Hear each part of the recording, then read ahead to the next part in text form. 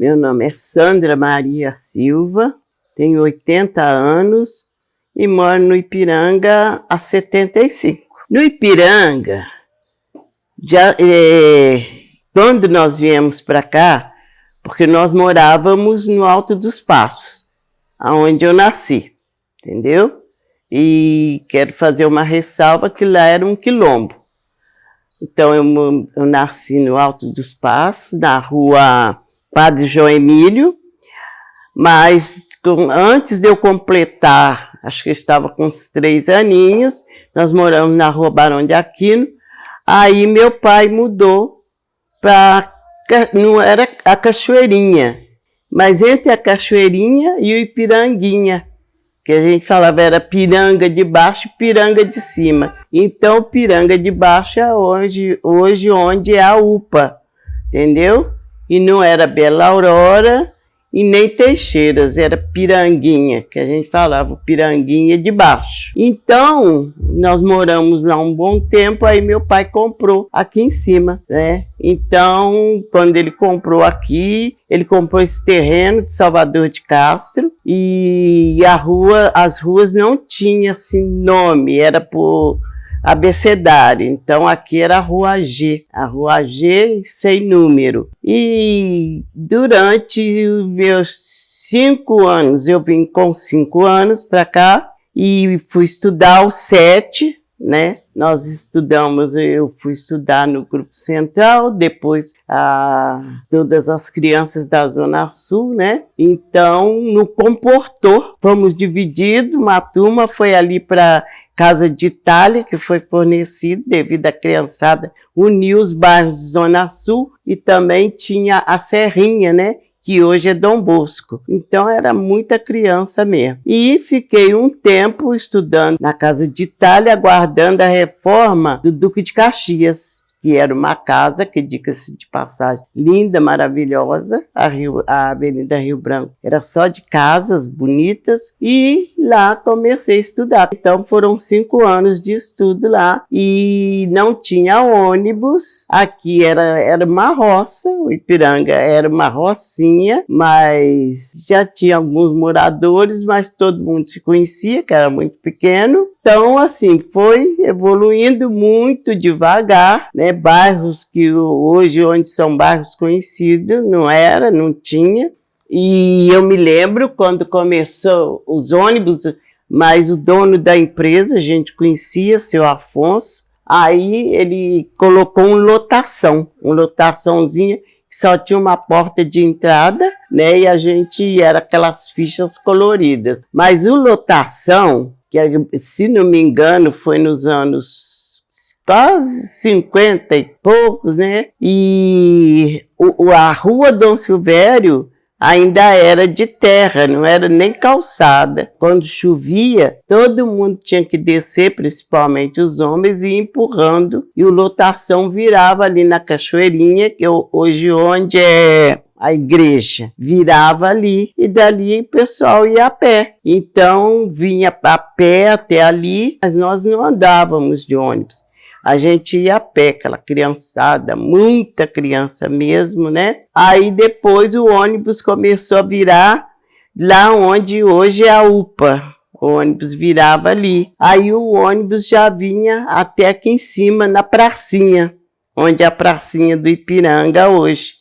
Mas sempre de terra. Anos depois é que veio o calçamento. Aí, até os anos 60 e pouco, o ônibus começou a virar ali na entrada de Salvador. Depois dali, ele virava ali na pracinha de Santa Efigênia. Então, mas aí já era quase entrando nos anos, acho que 69. Em 69, eu fui para o Rio de Janeiro, porque Juiz de Fora, antigamente era 10 vezes pior, não tinha emprego. Principalmente mulher da periferia e preta só tinha duas opções para trabalhar empregada doméstica ou na fábrica São Vicente. A fábrica São Vicente eu não pude trabalhar, fiquei só 3 dias porque eu tinha um bronquite asmático. Então, no 3º dia eu já não fui mais. Eu aprendi a bordar, fui ser bordadeira e o bairro já estava começando a crescer, mas eu fui para o Rio em 69, aí voltei em 80. Quando eu voltei, aí já tinha asfalto, já tinha a escola que sempre existiu, Antonino Lessa, ela foi construída,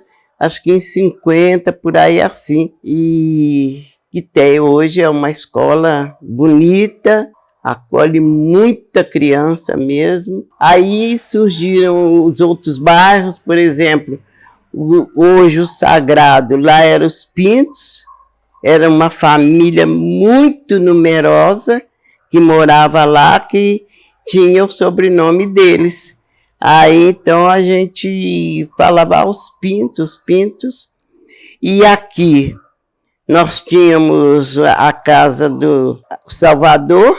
O Salvador tinha a casa bonita, que a casa existe até hoje, um estilo fazenda, mas não era uma fazenda, ele não tinha fazenda, né? E ele era o latifundiário do bairro, né? Também tinha um outro latifundiário que era Osório, seu Osório, e o povo apelidava ele de Osório Miséria. Ele morava ali onde era a UPA, era tudo dele, e tinha uma casa também boa ao lado, hoje é um terreno baldio, e tinha depois, com o tempo que veio o seu Gamaliel. Então, todos eles latifundiários, aí foi o pessoal comprando os lotes, e foi só crescendo. Quando eu, enquanto criança, que nós viemos, que era uma roça, era uma convivência assim, que hoje eu sinto saudade, maravilhosa.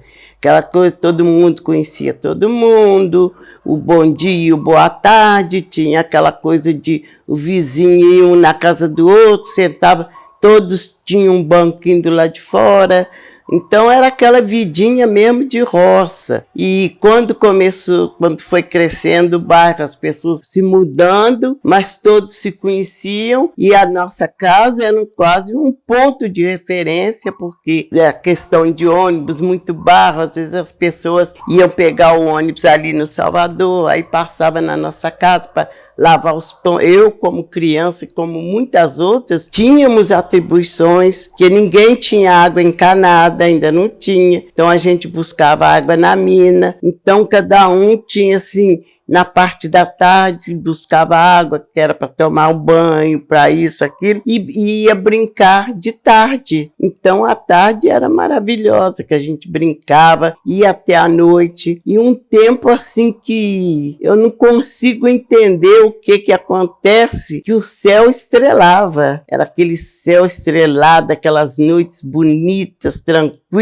né? E eu tive um tio que veio da roça para trabalhar com meu pai aqui, então o tio Luiz gostava de contar história. Então essas criançadas aqui da nossa redondeza, quando ia dando assim umas 7h30, 8h, a gente sentava na beirada assim da calçada, e ele ficava da minha casa, né? E ele ficava do lado de dentro, na janela, chapéu, aquele homem mesmo da roça, então contando história. E ele gostava muito de contar história de terror. E ficava todo mundo em silêncio ouvindo. E todo contador de história aumentava, né? Mas era assim, umas histórias deliciosas, que depois a gente sentia medo, porque ele dramatizava as histórias. Então ele escutava uivo, aí ele uivava.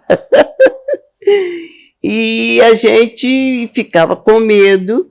Era um levando o outro até no portão, e era assim, mas sempre ali, vamos lá para escutar a história do tio Luiz. E chovia muito aqui em Juiz de Fora, chovia demais. E o que me deixava muito feliz, embora eu não aguentava muito devido à comorbidade que eu tinha na época, né? Quando chovia, aqui chovia muito, então depois da chuva parecia estar na jura, né? e sapo. Tínhamos um açude, que aqui próximo, né? Aqui onde é o Hip Rap, era um açude, e tinha muito sapo. E tinha um coleguinha nosso, né? Da morador aqui, ele já faleceu, mas ele era bem maior que a gente. Uma vez ele amarrou um barbante no pé do sapo e botou um cigarro na boca do sapo. O sapo só puxava. O sapo ficou enorme. Aí ele corria atrás da gente com aquele sapo para jogar, né, para bater na gente. Quem batesse, o sapo estourava. Então, mas era uma brincadeira assim, covarde, né? Porque coitado do sapo, mas a gente se divertia. O meu medo se aquele sapo estourasse, mas era a nossa brincadeira. Pelos anos que eu estou aqui, eu acho que aqui ainda tem muito calor humano. Eu, principalmente. Você sai de casa, você não sai com pressa, não. Você para com um, você para com o outro, você cumprimenta e tal. Até mesmo os jovens, né? Eles conversam um com os outros e as pessoas ainda aqui no bairro se conhecem.